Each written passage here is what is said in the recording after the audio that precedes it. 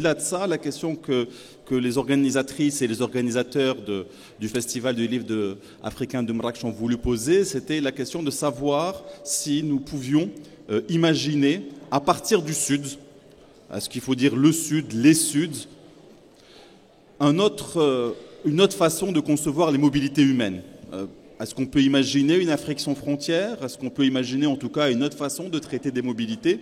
Et on va essayer de débattre de ça, même si on a des approches qui vont être très différentes, qui ne parleront pas, qui vont tourner aussi autour de cette question sans rentrer dans le vif du sujet. Et on essaiera, entre historiens, philosophes, écrivaines, autrices, de discuter de ces questions-là. Et on n'oubliera pas de mettre cette dimension politique, puisque s'il y a des frontières meurtrières, c'est bien qu'il y a des décisions politiques qui les rendent meurtrières. Alors, sans plus tarder, je vais d'abord passer la parole, si vous l'acceptez, à Jennifer Richard, une écrivaine qui, justement, tu me disais que dans ton dernier livre, chez Albin Michel, la question politique, la question des figures décoloniales africaines, très politiques, n'était pas toujours perçue comme faisant partie totalement du continent africain, était toujours vue à travers le prisme plutôt occidental d'une lutte d'émancipation contre le racisme, alors que la question économique et politique était centrale. Exactement. Alors, un prisme occidental, mais plus précisément parce que c'est une ville que je connais pour y avoir grandi, étudié, travaillé, c'est Paris. Et dans le monde francophone, il me semble qu'on souffre encore de ce fil à la patte qui est le prisme français, mais plus précisément parisien, parce que c'est un prisme dont souffre la France périphérique, la France des antipodes, et puis tous les francophones du monde. L'écrivain Yassine Kateb disait que le français, c'est un butin de guerre. La langue française, c'est un butin de guerre. Et ça ne doit pas être un fil à la patte, encore moins un boulet au pied. Et en effet, dans mon dernier roman, j'ai eu un petit problème. Je me suis lancé un challenge qui, à mon avis, a échoué à moitié. Je voulais prouver on peut être métis ou noir, on peut avoir des personnages noirs, qu'ils soient américains ou africains, qui ont un autre discours que le racisme, qui viennent parler d'autre chose que de racisme. J'ai échoué à moitié parce qu'il se trouve que tout le monde a compris ce que je voulais dire, hors de France, aux Antilles, enfin dans tous les dom-toms, ici, en Afrique, tout le monde a compris le propos. Bah, bien sûr, on est noir, on n'est pas obligé de parler du fait qu'on est noir et qu'on en souffre. On peut parler d'autre chose, on peut être au-delà de ça. Le problème, c'est qu'en France, et encore une fois, à Paris, qui est le royaume de l'édition francophone pour l'instant, c'est très difficile à comprendre. Et on m'a sorti cette phrase chez mon éditeur quand j'ai dit, mais voilà, je vais avoir des personnages africains, mais pas seulement. Il y a des personnages africains dans mon roman qui ont tous existé, et ils vont parler d'autre chose que de racisme. Et là, on m'a regardé avec des yeux ronds, et on m'a dit, mais de quoi ils vont parler ? Et je me suis dit, on en est encore là, on en est encore à se dire, mais alors, il est noir, et il va parler d'autre chose du fait qu'il est noir. Donc il y a encore du travail. Et pour moi, la période et la réflexion post-coloniale, elle doit nous amener au-delà de ça. C'est-à-dire qu'on va parler de notre rapport à la vie, à la mort, on va parler de la famille, on va parler de nos problèmes économiques, et on va parler d'autre chose que du fait que, bah voilà, la personne en face, elle est blanche, on est noir, on est métis ou arabe, ça n'a aucune importance, on a des problématiques qui sont aussi universelles que les leurs. Donc c'est ça, le butin de guerre, il doit nous permettre de nous retrouver comme ici, ce qui est formidable, et de pouvoir mettre nos réflexions en commun, détachées totalement de ce regard qui a été unilatéral jusqu'à présent, qui venait de France. Merci beaucoup. Si Ali Merlouf, qu'on ne présente plus, philosophe, tu vas sortir donc un livre, Montagne décoloniale, en avril, toujours chez le même éditeur, Albin Michel, ça se passe bien. Et donc si on fait un peu un saut dans le temps, pourquoi était-il décolonial ? Oui, alors un saut dans le temps, et en même temps, en écho à ce que vient de dire Madame Richard, Montaigne disait qu'il faut vivre avec les vivants. Donc si je fais un détour par Montaigne au XVIe siècle, c'est pour vivre avec les vivants. Et je tiens à saluer la présence de ceux qui vont vers le monde. Moi j'en reviens, c'est une expression de Montaigne. On s'adresse aux jeunes parce qu'ils vont vers le monde. Des gens comme moi commencent à revenir du monde. Mais je fais d'abord écho à ce qu'a dit Jennifer Richard sur un point très important. que les Noirs puissent parler d'autre chose que de racisme. Je voudrais indiquer deux grandes poétesses afro-américaines, Toni Morrison, prix Nobel de littérature 1993. Quand on lui a posé la question « Mais quand dans votre roman allez-vous parler d'autres personnes que des Noirs ?» Elle a dit « Je parlerai toujours des Noirs, non pas pour dénoncer le racisme, je parlerai toujours des Noirs parce que, en restituant l'humanité des Noirs, je restitue l'humanité de tous. » Et Maya Angelou a été conviée par Clinton en 1992 pour faire le poème d'investiture, le poème de la cérémonie d'investiture. Et donc Maya Angelou, afro-américaine aussi, quand elle fait ce poème devant le monde entier en 1992, elle parle de l'Amérique qui accueille tout le monde. Mais c'est qui accueille tout le monde? Elle l'a appelé « The rock, the river and the tree ». C'est la pierre, c'est le fleuve et c'est l'arbre américain qui accueille les musulmans, les non-musulmans, etc. Donc je cite ces deux exemples pour faire écho à ce que dit Jennifer Richard, c'est que les Noirs, précisément, quand ils parlent des Noirs, peuvent parler d'autre chose que du racisme pour restituer leur humanité, qui est l'humanité de tous, et quand ils ne parlent pas des Noirs, ils parlent écologiquement et universellement du monde, comme Maya Angelou. Maintenant, sur Montaigne, il est vrai que c'est un auteur du XVIe siècle qui est une exception dans cette France du XVIe siècle, parce que cette France du XVIe siècle définit l'humanisme sous une forme de métaphysique chrétienne, c'est-à-dire que l'homme est milieu entre le ciel et les autres êtres, mais lui ne dit pas qu'il est milieu. L'homme, c'est précisément celui qui doit avoir une humanité à la mesure du monde, et il parle de ce colonialisme au Mexique, au Brésil, qui ont décimé, détruit tout un continent.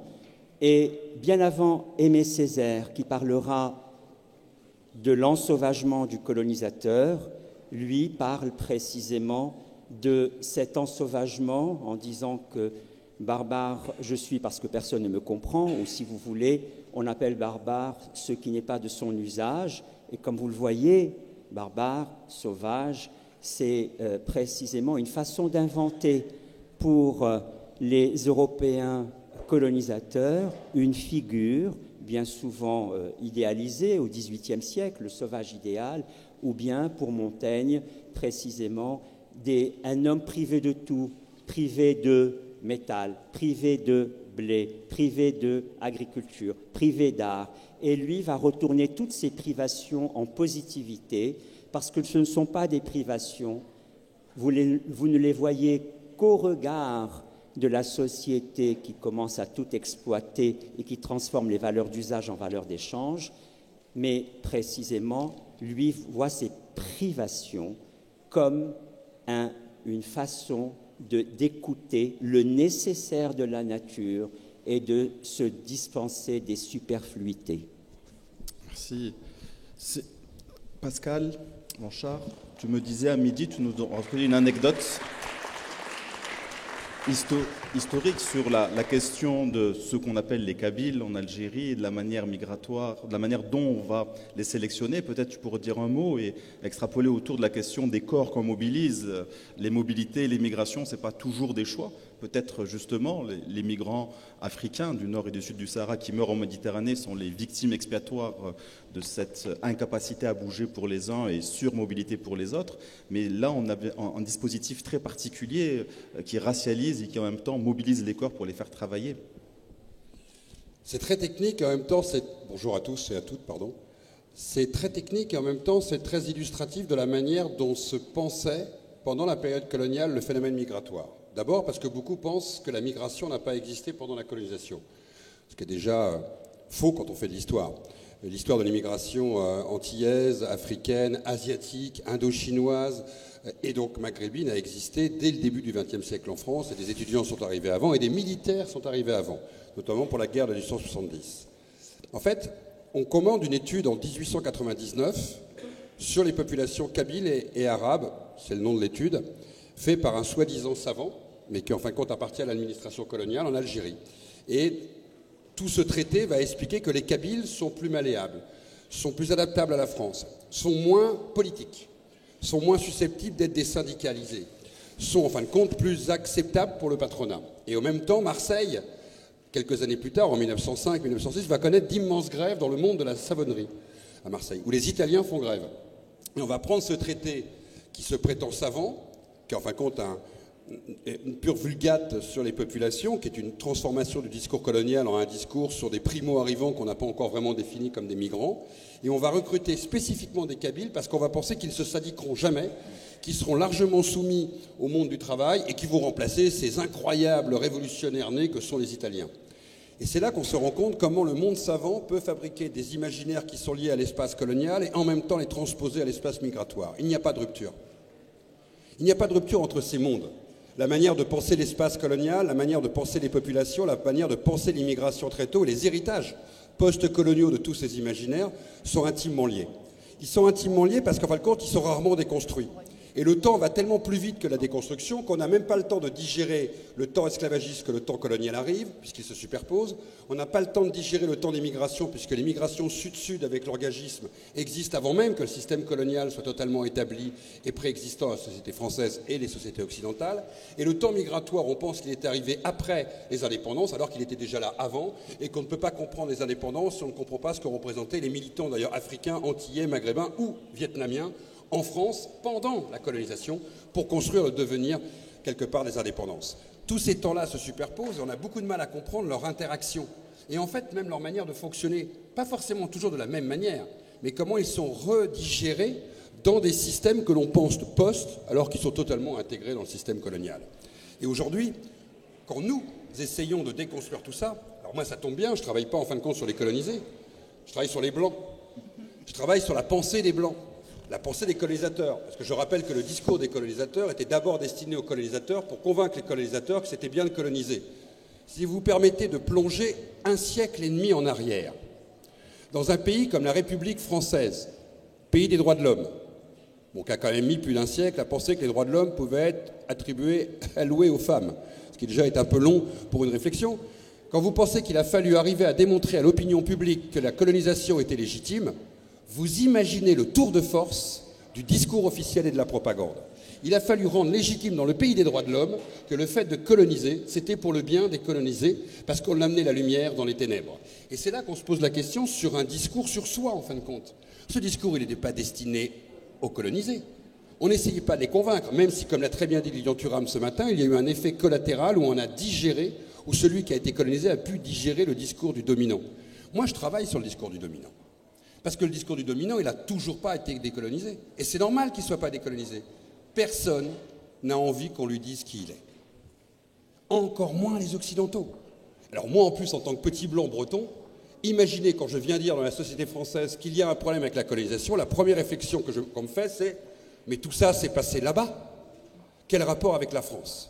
Ok, on va essayer de vous expliquer. Parce qu'en fait, ce n'est pas un discours qui s'est passé que là-bas. Là-bas, il a été mis en pratique dans les espaces coloniaux. En France, il a fabriqué une opinion publique qui devait trouver normal ce qui se passe là-bas en n'allant jamais voir là-bas. Ils ne pouvaient pas constater avec leurs propres yeux ce qu'était la colonisation.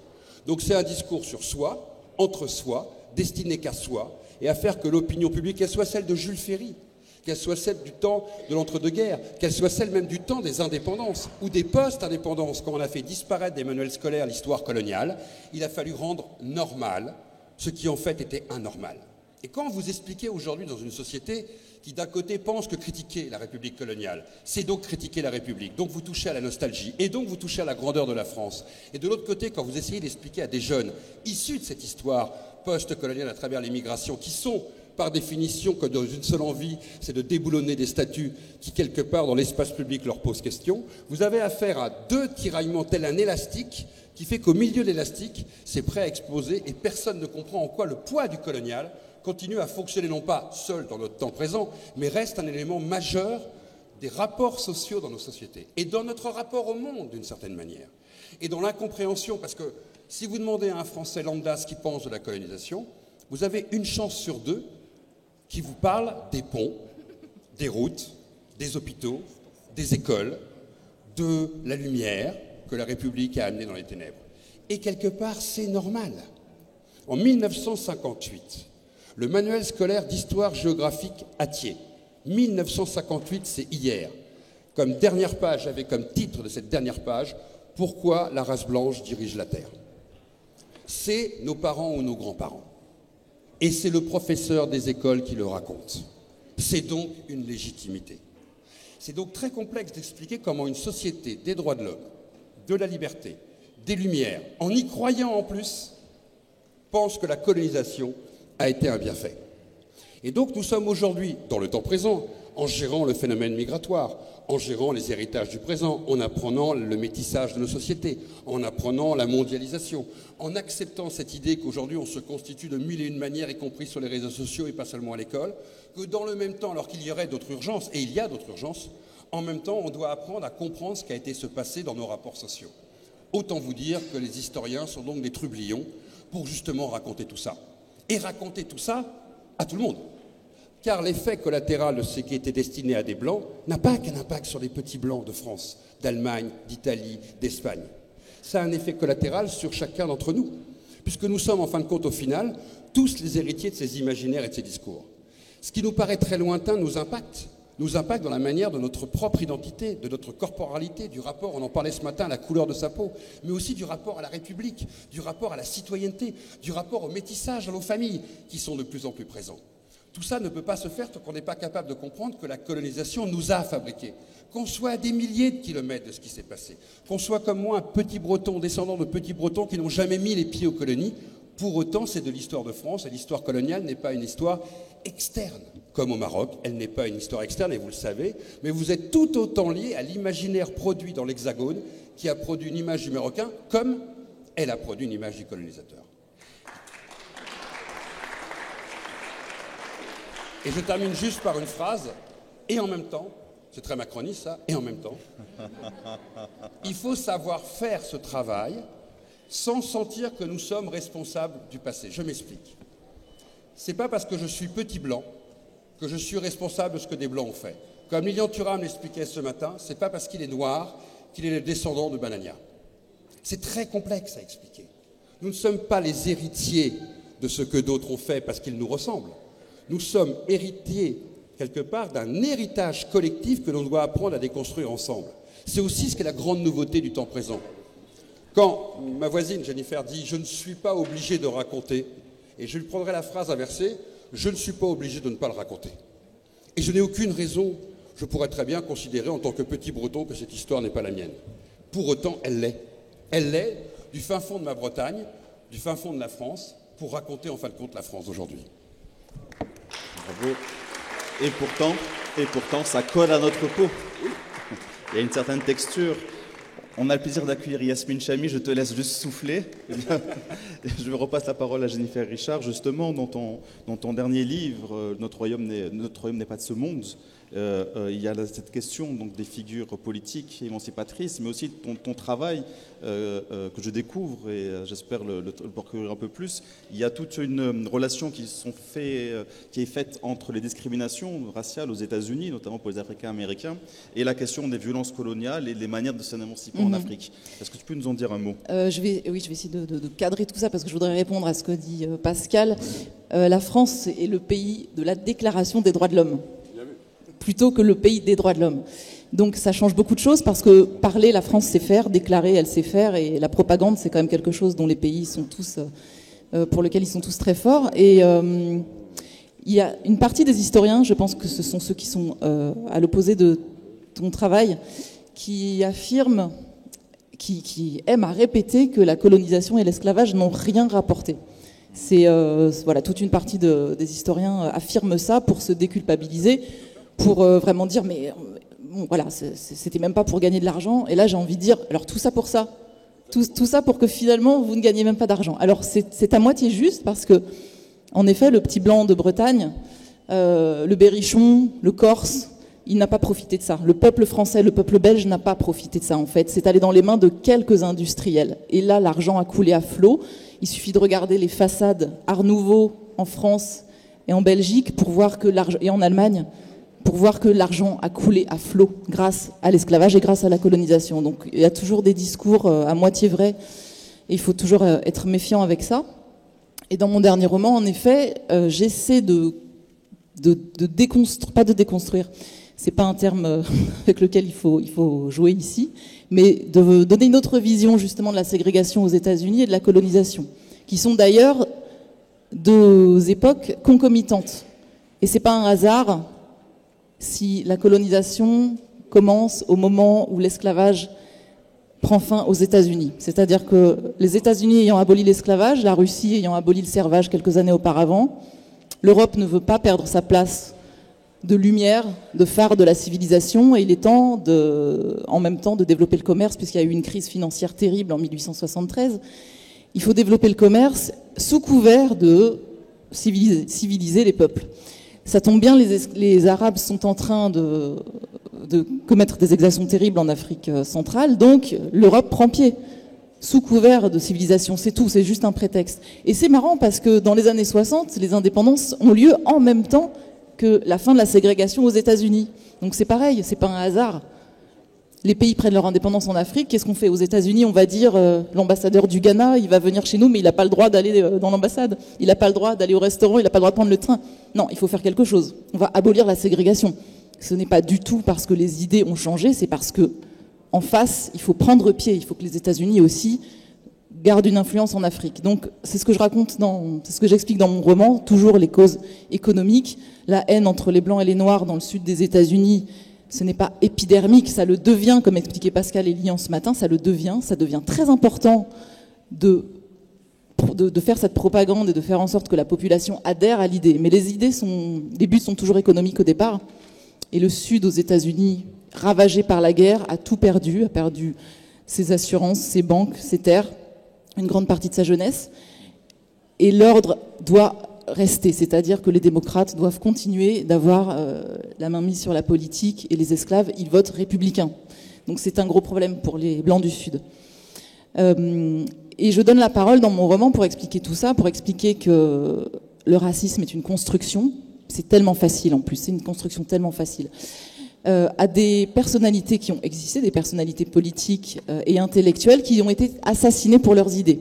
Et on retrouve des indépendantistes africains, on retrouve des intellectuels européens. Il y a Jean Jaurès, Rosa Luxembourg, Thomas Sankara, Patrice Lumumba, Félix Moumier, Malcolm X, Martin Luther King, qui sont tout ça pour se dire, en fait, on a combattu pour quelque chose de très dangereux, c'est qu'on a combattu le cœur économique de nos pays et on a voulu foutre à la porte nos oppresseurs. Et nous tous avons quelque chose en commun. Et c'est ce que j'aimerais faire, c'est pour ça que je vous dis, on est tous ensemble, on pourrait tous, avec ce butin de guerre qui est le français, dans la francophonie, échanger nos idées, en se départissant totalement de ce regard oppressif, je trouve, qui est celui que la France peut encore avoir sur nous. Et juste, je terminerai sur une chose, pour le racisme et ce regard en France, il est très difficile de s'extraire de ce discours et de se présenter. Voilà, moi je suis d'origine arabe, moi je suis d'origine africaine, je vais vous parler d'autre chose. En fiction, c'est très difficile. Le personnage est d'abord vu comme un personnage noir ou arabe, là où en Angleterre, par exemple, aux États-Unis, on voit des personnages qui sont des enquêteurs avant tout, des maires, des politiciens, et il se trouve qu'ils sont noirs ou arabes, et on s'en fiche éperdument. Voilà. Très bien. Si vous êtes féru d'analyse marxiste, je vous invite à lire ses œuvres, parce que justement, comment on peut passer des personnages jusqu'à une analyse économique marxiste, c'est très, très intéressant. Je vais revenir, parce que c'est rare à faire, c'est pas facile, et vous l'avez entendu dans son propos, mais on va continuer sur la question aussi de la frontière, cher Ali, et la question de l'altérité, puisque ces frontières, elles aussi, elles collent à la peau, puisqu'elles déchirent, et justement, c'est la question aussi de la perception de l'autre, de l'étranger. Oui, merci. Je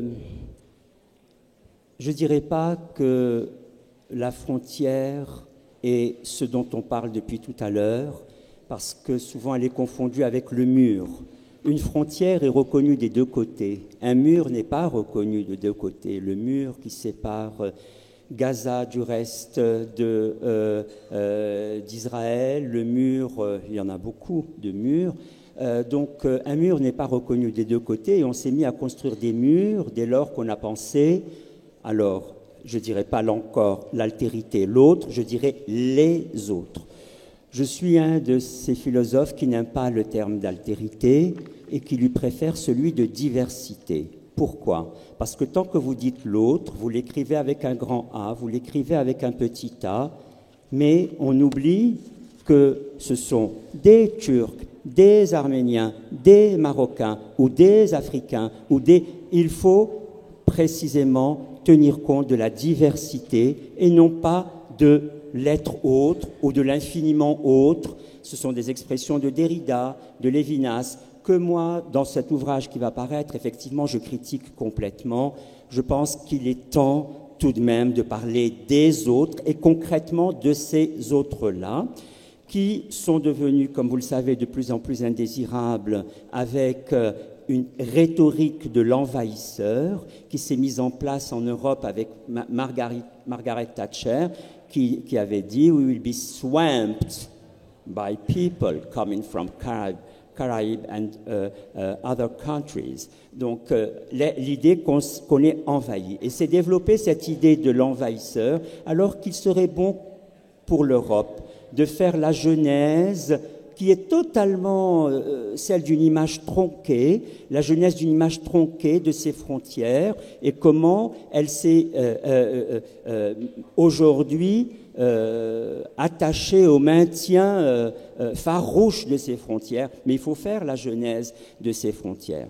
Et de plus en plus, puisque dans notre table ronde, il est et notre modérateur excellent, Monsieur Alioua, vraiment, il est hors pair, vraiment. Il a commencé précisément à parler de la Méditerranée avec tous ces morts. Eh bien, là aussi, il faut parler d'un mur méditerranéen. Et permettez-moi de citer précisément Louis-Philippe d'Alembert, un écrivain haïtien qui a écrit un livre intitulé « Le mur méditerranéen », décrivant précisément ces gens qui se heurtent, je reprends votre mot, qui se heurtent dans cette Méditerranée et qui se noient. Elle est devenue un mur. Et il y a tout de même un espoir, celui des outils analytiques que l'on peut se donner. Et je dirais qu'il y a précisément des philosophes, pas ceux que j'ai cités, qui ont toujours le mot d'altérité à la bouche, mais des philosophes comme Balibar, dans son dernier livre, Cosmopolitique, qui parlent de l'humanité mobile. Cessons de dire les migrants, cessons de dire les sans-papiers, cessons de dire les clandestins. Toutes ces expressions sont discriminantes. Parlons d'une partie de l'humanité qui est en mouvement. C'est une toute petite partie, mais une partie tellement représentative des inégalités de la part des sans-parts, de ceux qui sont expulsés partout, expulsés de leur terre. Avant, vous aviez des pauvres qui cultivaient une terre, mais avec faible rendement. Aujourd'hui, les gens n'ont plus que leur corps en mouvement, ils n'ont même plus cette terre. Et il y a des pressions étrangères à l'Afrique, qui font pression sur l'Afrique pour que l'Afrique développe un concept exotique de la terre vierge. Sachez que l'UICN, l'Union internationale de la conservation de la nature, qui a son siège aux États-Unis, fait pression sur les différents États africains pour qu'ils construisent des parcs. Mais construire des parcs, ça veut dire expulser les gens qui habitent là. Aujourd'hui, 11% du territoire gabonais est consacré à des parcs décidés à partir des États-Unis. Donc l'humanité mobile, cette humanité africaine que nous voyons au Maroc tout le temps, cette humanité mobile, cessons de dire que ce sont des clandestins et essayons précisément de les écouter. Moi, j'ai tendance à les appeler des énoncés ambulants parce qu'ils sont tus, on ne les entend pas. Ils fuient la violence d'une répression ou d'une expulsion et ils rencontrent une violence de la répression. Merci. Dans sa chair. Yasmine Chamy, son dernier ouvrage, chez Actes Sud, dans sa chair. D'ailleurs, il y a des points communs avec Jennifer, que tu disais justement, Albin Michel n'avait pas forcément compris. Je trouve que la 4e de couverture, je l'ai déjà dit, cher Yasmine, parce que ton écriture m'est très chère, justement, avait compris ce livre comme étant seulement l'abandon d'une femme, alors qu'il était aussi question de politique, il était aussi question des années de plomb, et non pas de l'abandon d'un père, mais d'un enfant dont le père a disparu, enlevé par les services de sécurité. Ici, la question de la chair est importante, puisque que ce soit les migrants abîmés, que ce soit les leaders assassinés, il y a ceux qui restent en vulnérabilité. Les derniers restés, qu'est-ce qu'on en fait? Qu'est-ce qu'ils font de toute cette violence? Comment ils se reconstruisent? Moi, j'aime beaucoup la réflexion d'Achille Mbembe, qui malheureusement n'est pas à nos côtés aujourd'hui, mais on peut puiser indéfiniment dans sa pensée. Il a beaucoup réfléchi sur les régimes de ce qu'il appelle les post-colonies, en fait. Et il montre comment, finalement, la violence coloniale, la violence du fait colonial, qui est un fait social total, continue d'agir sourdement dans les pays qui, pourtant, ont connu officiellement une décolonisation politique et donc l'accès aux indépendances. Et en particulier, il s'intéresse au cas du Cameroun parce qu'il est né au Cameroun, en fait, donc il est camerounais. Et il analyse les modalités de cette violence et sa perpétuation dans un pouvoir autocratique qui, en fait, mime et continue de mimer indéfiniment la violence coloniale en l'outrant, en fait, sur un mode quasi carnavalesque. Il fait référence au défilé imposé et au fait pseudo-populaire orchestré qui accompagne les déplacements du chef d'État. Il fait référence aussi à une sorte de vulgarité des élites politiques, non seulement une vulgarité matérielle, mais aussi une vulgarité sexuelle avec une bureaucratie tout entière occupée, il l'écrit ainsi, et je trouve ça très drôle, des orifices féminins. Et je trouve que la littérature, en fait, une littérature qui se respecte et qui surgit à l'intérieur des territoires africains décolonisés, c'est une littérature qui s'affranchit, en fait, du regard colonial, folklorique, envahissant, annihilant les identités initiales, finalement, les identités multiples, d'ailleurs, diverses et très ondoyantes, avec la réification du colonisé, avec son immobilisation historique, avec aussi la mise en place d'une espèce de toponymie intérieure de territoires fossilisés, incapables de s'inscrire dans la grande histoire, c'est-à-dire l'histoire des peuples européens telle qu'elle est conçue, l'histoire des nations. Et au fond, il me semble que la littérature, quand elle est sincère, quand elle émane de cette réalité postcoloniale vécue dans la chair des écrivains, c'est une littérature qui défait les stéréotypes, en fait, qui, de l'intérieur, sourdement les fait littéralement exploser et restitue dans sa totale humanité, en fait, la réalité des sociétés africaines. Je pense que, en tout cas, la grande difficulté pour une littérature d'expression française postcoloniale, c'est précisément de sortir de l'imagerie coloniale imposée dans la langue.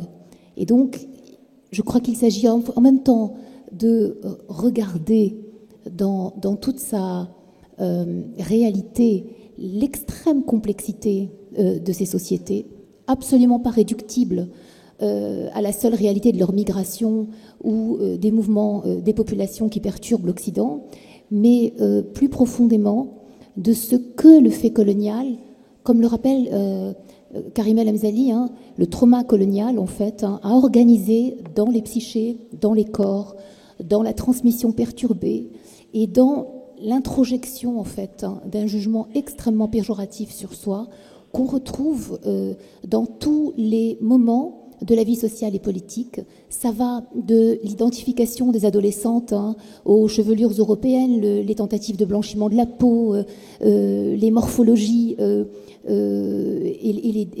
le reformatage morphologique imposé par les vêtements occidentaux, toute une esthétique en fait défigurée, réorganisé selon un référentiel qui n'est pas ancré dans les référentiels initiaux. Et il me semble que la grande question décoloniale, c'est précisément la réappropriation des corps.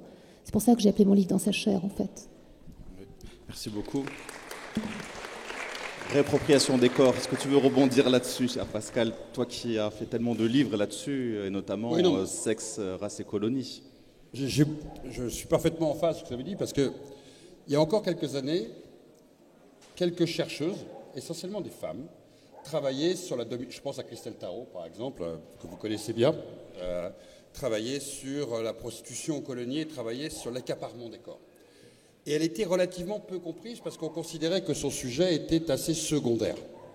En gros, comment la femme a été perçue comme un butin de guerre coloniale. Pour faire à peu près simple, du temps des conquistadors jusqu'à la fin des indépendances. Et en quoi l'histoire coloniale n'est pas que l'accaparement des terres, pour faire simple. On sait ce qu'est l'accaparement des terres, prendre la terre à l'autre pour l'exploiter, pour en tirer rentabilité. Et comme l'a dit Jennifer, cette rentabilité n'a même pas toujours été avérée pour tous les colonisateurs, sauf pour les grandes compagnies, les banques et quelques-uns. Ce n'est pas le sujet sur les corps. Le corps fait partie tout autant que la terre de la conquête coloniale. Du jour où une terre est colonisée, le corps de la femme, et dans certains cas de l'homme, mais majoritairement et à 98% de la femme, fait partie du butin de guerre. Il n'appartient plus à son mari, il n'appartient plus à sa famille, il appartient au colonisateur. Il appartient au colonisateur dans l'image et l'imaginaire. Et il est assez sidérant de considérer que l'histoire coloniale était un immense safari sexuel. On a reproduit du temps des conquistadors jusqu'aux indépendances, notamment portugaises, des dernières indépendances, des productions d'images totalement incroyables. Il fait partie de l'imaginaire colonial parce qu'on ne peut pas imaginer le début de Pepe le Moko comme film sans parler du cactus et de la prostituée dans les rues de la Casbah. On ne peut pas imaginer une affiche de recrutement colonial sans imaginer la femme au sein nu. On ne peut pas imaginer le rêve, entre guillemets, colonial sans le fait qu'il va y avoir cette liberté sexuelle aux colonies. Et en fait, personne ne s'est posé la question de ce que cette domination sur les corps a produit pendant des siècles. Ça devient un vrai sujet aujourd'hui parce que là, on voit bien ce qu'est, dans l'espace postcolonial, l'héritage. Et quand vous discutez de ces questions-là aux Antilles, par exemple, où le métissage est visible et présent, généralement, ce sont les femmes dans l'auditorium qui disent aux hommes « Chut, écoute ». Parce que les hommes ne mesurent pas non plus le poids de cette histoire. Parce que cette histoire, elle traverse aussi toute une histoire du métissage. Lilian le disait ce matin, quand sa maman lui disait « échapper à sa couleur, épouser une femme plus claire que soi ».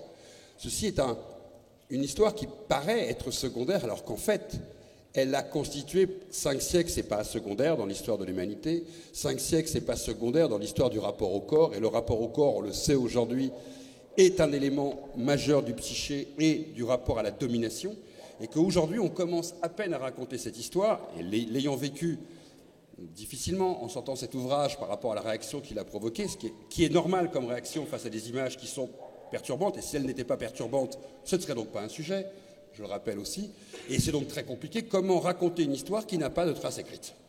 Parce qu'en plus, cette histoire, ce n'est pas des millions de dossiers de plaintes pour viol ou autres que vous trouvez dans les archives. Elles ont fait l'objet de peu de romans, de peu de textes, de peu de témoignages, et avec Christelle Tarot et toute une équipe sur laquelle on avait travaillé, on avait voulu raconter, ce récit, et comment ce récit a été mis en image par le dominateur, ce qui est le plus incroyable dans l'histoire d'ailleurs. C'est de se rendre compte que, comme pour un safari, et je rappelle que le monde du safari est un monde animalier, on ramenait les photos des colonies de ces conquêtes, comme des butins de guerre et des trophées. Et je ne vous parle pas de quelques centaines d'images, je vous parle de centaines de milliers d'images, et dans toutes les sociétés, qu'elles soient australiennes, qu'elles soient japonaises, qu'elles soient américaines. Et vous parliez tout à l'heure de la société américaine coloniale, quand l'Amérique colonise les Philippines, les images de la conquête américaine des Philippines, je ne parle même pas d'Hawaï ou de Porto Rico ou d'Haïti avec la présence de l'armée américaine, ou dans l'océan Indien ou dans le Pacifique pendant la Seconde Guerre mondiale, vous êtes hallucinés des images que vous voyez. Et c'est par des millions et des millions d'images qui fabriquent cette idée que le corps de l'indigène, entre guillemets, appartient au colonisateur. Mais elle n'appartient pas au nom d'un rapport de force, elle appartient de fait à celui qui a colonisé la terre. Et cette histoire-là, elle commence à être écrite par des artistes, bien avant les historiens d'ailleurs. Elle commence à être écrite par des romancières et des romanciers maintenant. Elle commence à faire partie d'une déconstruction tout autant nécessaire que l'histoire de la colonisation des terres, tout autant que la domination économique, tout autant que l'idée qu'il y avait un rapport de force entre les grandes nations, être puissant, c'était posséder des empires. Parce que tout ça crée des héritages dans le présent extrêmement différents en fait, et dont les traumatismes ne sont pas du tout comparables, et qui peuvent être très dans l'intime, et sont des histoires extrêmement complexes à raconter, parce que l'autre ne vous comprend pas forcément, ne comprend pas ce que l'on veut signifier. Et en plus, c'est des histoires qui paraissent lointaines, et comme toute histoire de famille qui dérange, on pense qu'il faut les oublier. Je ne sais pas s'il faut les oublier, puisque certaines personnes ont considéré, d'une manière critique, et elles ont tout à fait le droit de le penser, qu'il ne faut pas montrer ces images. Je ne sais pas, dans l'approche du patrimoine image, qui est toujours plus dérangeant que le patrimoine texte par moment, parce qu'il fait appel aussi à l'émotion et pas simplement au témoignage. Et c'est complexe. Comment montrer ces images? Comment déconstruire ces images? On en parlait ce matin dans une question qui a été posée. Faut-il les montrer en les décrivant simplement en tant qu'historien? Ou est-ce qu'il faut l'accompagnement des artistes, voire de la littérature? En tout cas, je sais une chose. C'est le fait que de parler de ce sujet-là fait que l'on regarde l'histoire coloniale aujourd'hui de manière extrêmement différente. Et que ce sujet fera partie dans les années qui viennent d'énormément de travaux. Je vois arriver beaucoup de chercheurs et beaucoup d'artistes aujourd'hui qui veulent s'intéresser à cette question parce qu'elle fait partie, en fin de compte, de leur, je dirais presque de leur corporalité. Et c'est quelque chose qui est extrêmement dur à expliciter. Et encore plus dans des sociétés qui n'imaginent pas du tout l'effet produit. Je dirais un dernier exemple. Aujourd'hui, si vous voulez parler des indépendances, vous avez à peu près le bilan en fonction des territoires. Cameroun, c'est encore très compliqué. L'Algérie, on sait. Madagascar, la révolte, le nombre de morts, l'Indochine. Mais pour se mettre d'accord sur le nombre de viols du temps des indépendances, ce chiffre n'est même pas encore, de manière approximative, posé par les historiens et les historiennes comme un fait avéré. Pourquoi? Parce que nous commençons à peine à travailler dessus. Et on sait une chose, c'est que quand le colonisateur est parti, il a violenté les corps.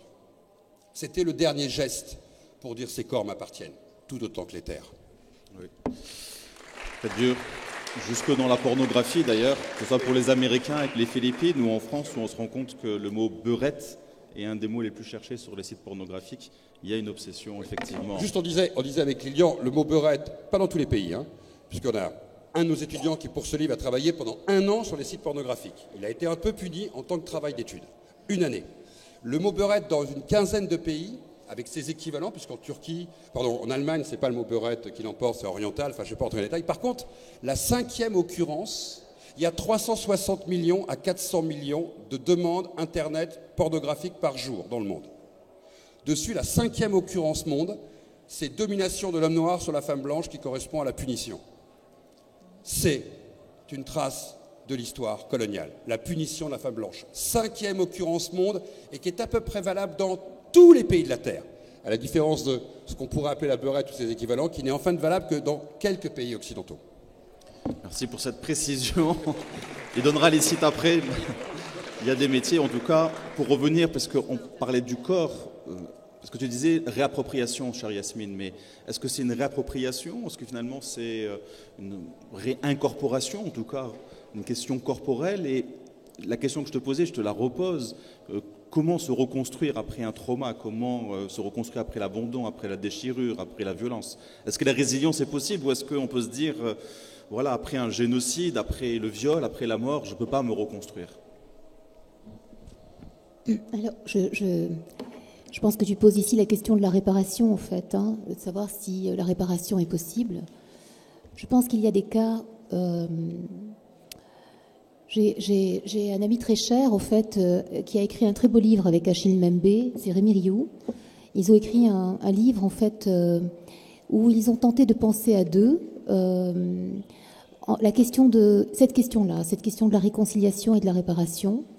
Et donc, on voit bien dans ce livre la tension entre la pensée d'Achille, qui insiste sur le brutalisme, qui rappelle sans arrêt la violence du fait colonial et cette violence qui s'est exercée pas seulement en s'appropriant des corps, mais aussi en mutilant des corps, en torturant, en brûlant, en expropriant. En réalité, il y a dans la mémoire collective un trauma profond pour les pays colonisés. Je ne parle pas du Maroc qui a été un protectorat, peut-être que c'est violent aussi, mais c'est moins violent. Mais pour avoir un grand-père algérien, je sais on lui avait coupé un doigt de pied. Bon voilà, ça c'est irréparable, on ne retrouve pas un doigt de pied coupé, c'est fini. Hein. Je veux dire, quand on a été torturé, la trace mnésique, la trace corporelle, la trace psychique, elle est ineffaçable, bien sûr. Est-ce que pour autant, c'était un homme en colère? Non. Il a épousé une Française. Donc, je pense que la question de la réparation, elle suppose d'abord le retour sur les traces de la violence. C'est-à-dire, en fait, il faut refaire le parcours de sa propre histoire, parce que le propre de la violence, c'est qu'elle désapproprie l'histoire, c'est-à-dire qu'elle désorganise le rapport à sa propre psyché et à son propre corps, et le fait colonial, il a produit cette désorganisation. Et donc, il y a une nécessité pour les sociétés dans leur vie postcoloniale, en fait, hein, il y a ce retour, en fait, sur l'histoire. Or, ce retour sur l'histoire, bien sûr, il est d'abord extrêmement compliqué parce qu'il y a l'histoire, la grande histoire écrite par le dominateur initial et qui a déjà, en fait, monopolisé le discours sur l'historicité de la colonisation et qui, en fait, a produit déjà des concepts qui sont jugés comme des concepts clés et dont on n'arrive pas à sortir. Et puis,